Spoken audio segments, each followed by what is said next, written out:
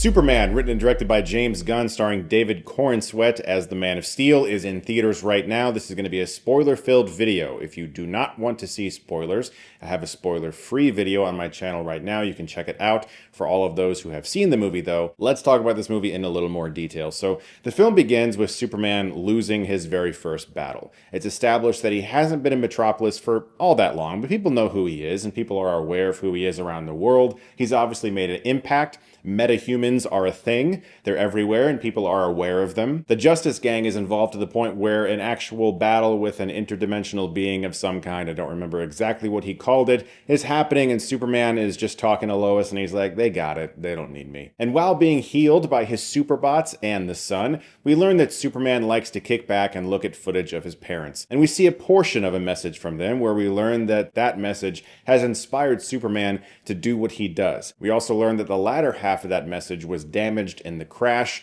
and he doesn't know what's on it. That's where Lex Luthor comes in, who uncovers the rest of that message, which ends up being that Superman's parents wanted him to lord over the earth and kill people. And this realization challenges everything that Superman knew about his heritage, where he was from, his upbringing, and his entire goal in life, which is to be the beacon of hope for people. He thought that his parents wanted him to be that, but it turns out they wanted him to rule over the earth. In my spoiler-free review, I mentioned that my favorite aspect of this movie, emotionally anyway, was involving his parents. Not just his Kryptonian parents, but his earthly parents. There's a great sequence in the middle of the movie where Clark is brought back to his home in Kansas, and we understand what his upbringing was like. Two very kindly people who would never hurt a fly, who taught him how to be the person he is.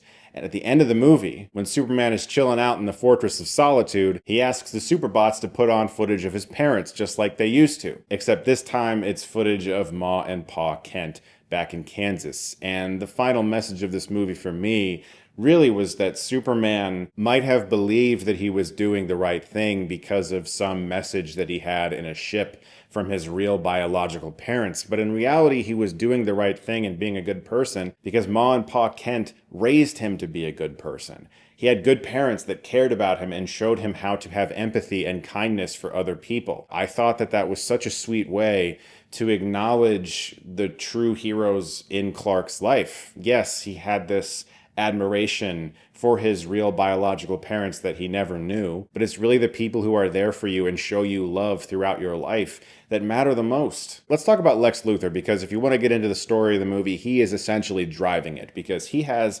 manufactured a conflict between two countries, and his entire goal with this conflict is to stoke the flames of this political fire and get an excuse to exterminate Superman, because Superman is going to insert himself into this conflict and try to stop it. He doesn't care so much about borders and laws and all of those types of things. He just doesn't want people to die. And he uses a super strong person that he refers to as Ultraman, who is in a bunch of armor, who refers to himself then as the Hammer of Baravia, which is just this character that Luthor has conjured to try to continue this conflict. But who's really behind the mask of Ultraman is a clone of Superman that Luthor made himself. Their fight was really badass. All the CG in this movie is quite good, and there's a lot of 360 moving with the camera and tracking shots where you're following Superman throughout this battle. The camera's turning around on itself and doing all kinds of spins, and it all looks pretty good. Something I've noticed about myself over the past few years that I really wish I could get rid of, but I don't think I'll ever be able to,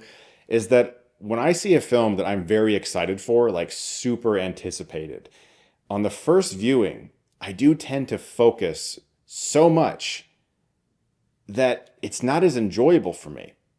And the second viewing, when I can just sit back and I know what the film is like and I can take it all in and I can see it as a whole package, is usually a better experience for me. It's only exclusively for movies that I just can't wait to see, like this one, for instance. And it's something about the way my brain works that's a little obsessive, and I wish that I could get rid of it, but I can't.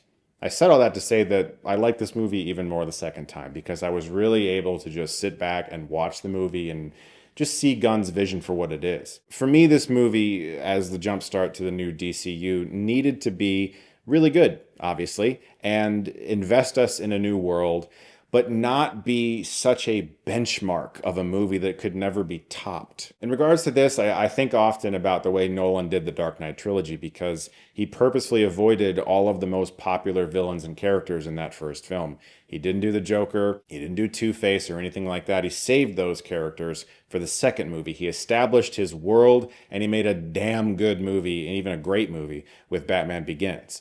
Dark Knight was the one where he was like, all right, I've set up my chess pieces and now I'm going to attack. And I think that Gunn has done a really good job of essentially emulating the same basic approach, not saying that this is anywhere near the same tone or even quality as Batman Begins. What I'm saying is that he made a really good movie that establishes this world, and now himself and other creators that he's going to be working with can play in it without being daunted by having to follow up the greatest Superman movie ever made. Because like I said in my original review, I still think Donner's original is probably the best. But this is a really good Superman movie that obviously has a lot more for comic book fans necessarily than it does for your average viewer, because there's stuff in this movie that shouldn't work that does, because it's so crazy and very, very weird. And I really appreciated that. And that's something that Gunn does with all of his movies, but all of his films do feel very much like comic books brought to life. And this one in particular. So guys, what'd you think of Superman? I do hope that you found some enjoyment in it, because for me, it was a really good time at the movies, and it made me happy. It made me feel good. And that doesn't happen as much anymore. Sincerity and earnestness are in short supply in movies. We've become so smart and clever that we can't accept the notion that a movie can just be a really good time and can have things that are cheesy. And cheesy isn't necessarily always bad. Sometimes you can like that stuff and it can be fun. Guys, I hope you enjoyed the film. Let me know what you thought of it below. Thank you so much as always for watching. And if you like this video, you can click right here and get Stuckmanized.